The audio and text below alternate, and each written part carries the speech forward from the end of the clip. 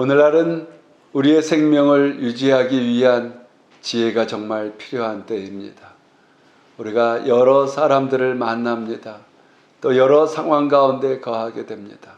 어떤 때에는 사람을 잘못 만나서 낭패를 볼 때가 있습니다.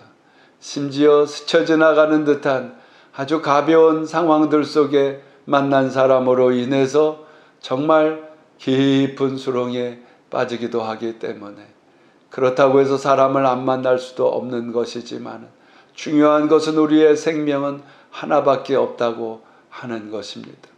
우리의 생명을 지킬 지혜가 필요합니다.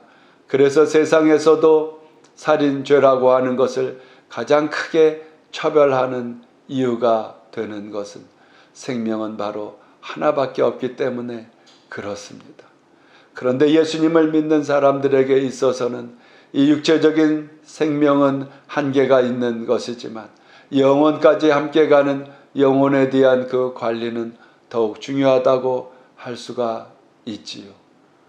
나의 생명을 위해, 영혼의 영생의 삶을 위할 뿐만 아니라 우리의 육체에 정해져 있는 이 기간의 삶을 위해 우리가 잊지 말아야 될 것은 첫째로 예수님의 생명에 우리를 맡기고 살아야 한다고 하는 것입니다. 예수님께서 오늘 요한복음 14장 6절에 보면 내가 길이요 진리요 생명이니 나로 맘지 않고서는 아버지께로 갈 자가 아무도 없다고 하셨습니다. 예수님 당신이 생명이라고 말씀을 하셨습니다. 그 생명 되시는 예수님께 우리가 맡기지 아니하고 어찌 살 수가 있겠습니까? 우리의 생명을 지키시고 살피시고 보호하시고 천국 가는 그날까지 인도해 주시는 주님께 우리는 오늘 하루도 우리 자신을 맡기고 우리의 생명을 맡기고 살아가야 합니다. 또 예수님께서는 이 말씀 14장 요한복음의 11장 25절을 통해서 예수님께서 가라사대 나는 부활이요 생명이니 나를 믿는 자는 죽지 아니할 뿐만 아니라 무릇 살아서 나를 믿는 자는 영원히 죽지 않는다고 말씀하랍니다. 그러면서 너희가 이 사실을 믿느냐? 예수 믿는 우리들은 믿음이 가야 합니다. 정말 예수님을 쫓아 사는 길이 생명의 길이요 영원한 영생의 길임을 알고 우리는 어떠한 환경 상황에서도 결단하며 살아가야 합니다. 사도 바울이 다메섹에서 예수님을 참된 그 주님을 만나기 전에는 여호와 하나님을 위한다고 했지만 얼마나 많은 사람의 회방자가 되었습니까? 그러나 예수님을 만나고 다메섹에서의 그 성령의 역사와 함께 주님의 은혜를 딱 만나게 되자 그는 고백을 합니다. 내가 살아도 주를 위하여 살고 죽어도 주를 위하여 죽나니. 주님을 위한 삶이라고 하는 것을, 하나님을 위해서 예수님을 위해서 사는 삶이라고 하는 것을 이처럼 고백을 합니다. 사도 바울뿐만입니까? 사실 우리 안에도 이 고백이 있어야 합니다. 내가 오늘도 직장생활하던 사업장에 사업을 해 가던 학업의 길에 있던 무엇을 하던 내가 주님을 위하여 사는 것이고 또 살아가다가 예수님을 위하여 주님의 나라를 위한 길에서 우리가 죽음을 만날지라도 살든지 죽든지 나는 주의 것이다 라고 하는 고백을 통해 주를 의지하면서 우리가 살아갈 때에 우리의 생명의 날들을 우리는 주님께 맡기고 은혜 속에서 살아갈 수가 있는 것입니다. 선다승이라고 하는 성자는 이렇게 고백을 합니다. 부모에게 받은 재산을 택하든지 아니면 기독교의 이 독을 마시고 기독교의 그 길을 택하든지 라고 고백을 합니다. 우리가 일생을 살아가며 신앙 안에서 결단할 때가 현대사회에는 많이 있습니다. 그러나 결단하는 모든 선택이 예수님 편에서 결단하게 되기를 바랍니다. 예수님의 생명의 길에 우리를 맡기고 사는 우리가 내가 살아도 주를 위하여 죽어도 주를 위하여, 또 갈라디아 2장 20절에는 나의 사는 것은 이제 내가 사는 것이 아니요 나는 간 곳 없어지고 나를 구속하신 예수님을 위하여 사는 길이다라고 말하는데 그 사는 길이 우리의 생명을 얻는 길입니다. 두 번째로는 이웃을 위해서 살아가야 합니다. 이웃을 위한 길이 생명의 길임을 여기 나타내 주고 있는 것이죠. 우리는 이웃을 위해 사는 길이 내게 무언가가 마이너스가 되고 손해가 되는 것으로 생각합니다. 나에게 무거운 짐이 되는 것으로 잘못 생각합니다마는 이웃 사랑이 있기 때문에 내가 살아가는 겁니다. 어떤 목사님이 그 말씀을 하십니다.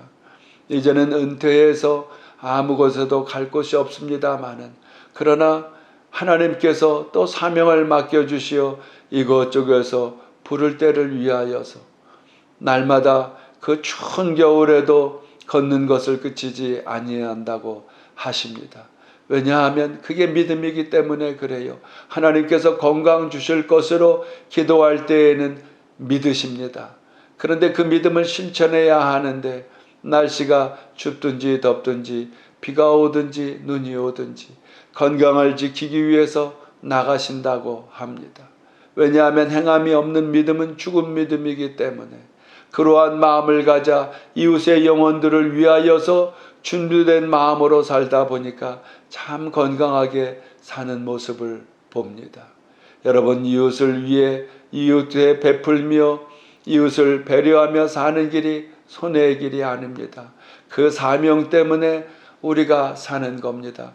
날마다 새벽 예배를 인도합니다마는 새벽에 일어나는 것이 때로는 힘겨울 때도 있겠지만은 평생을 새벽을 하면서 이렇게 성도들의 영혼을 위한다고 바로 내 영혼을 살찌우며 내 영혼을 성령 안에서 풍성케 하며 뿐만 아니라 육체적인 건강과 삶이 이 새벽을 지켜가는 그 길 때문에 바로 성도의 하나님 맡겨주신 영혼을 위해서 살다 보니까 제가 영육간의 복을 받더란 말이죠. 이것이 하나님의 원리입니다. 많은 사람들이 자신을 또 사랑한다고 하지만 자신을 사랑하지 못하는 면들이 여러 곳에 있습니다. 분명히 말씀합니다. 네 몸을 사랑한 것처럼 너가 너 자신을 사랑한 것처럼 내 이웃을 사랑하라고 예수님께서 일처럼 말씀하시는데 많은 사람들이 아니 자기 스스로를 사랑하지 않는 사람이 어디 있어 존귀하게 여기지 않는 사람이 어디 있어 생각을 하지만 정작 힘겨움이 있을 때 스스로를 위로하는가요? 불평과 불만과 원망을 통해서 오히려 스스로를 해치는 길을 택하지는 않는가요? 여러분, 우리가 부정적인 생각을 갖는 것은 나를 사랑하는 것이 아닙니다. 오히려 힘겨울 때 감사를 쫓고 기뻐하려고 애를 쓰는 것이 나를 사랑하는 겁니다. 분노하는 것이 나를 사랑하는 게 아닙니다. 혈기를 내려놓고 하나님 앞에 맡기며 가는 길이 기도하면서 주님을 의지하는 길이 나를 사랑하는 길입니다. 지나친 욕심, 탐심은 우상 숭배라고 했는데 그 길도 나를 사랑하는 길이 되지 못합니다.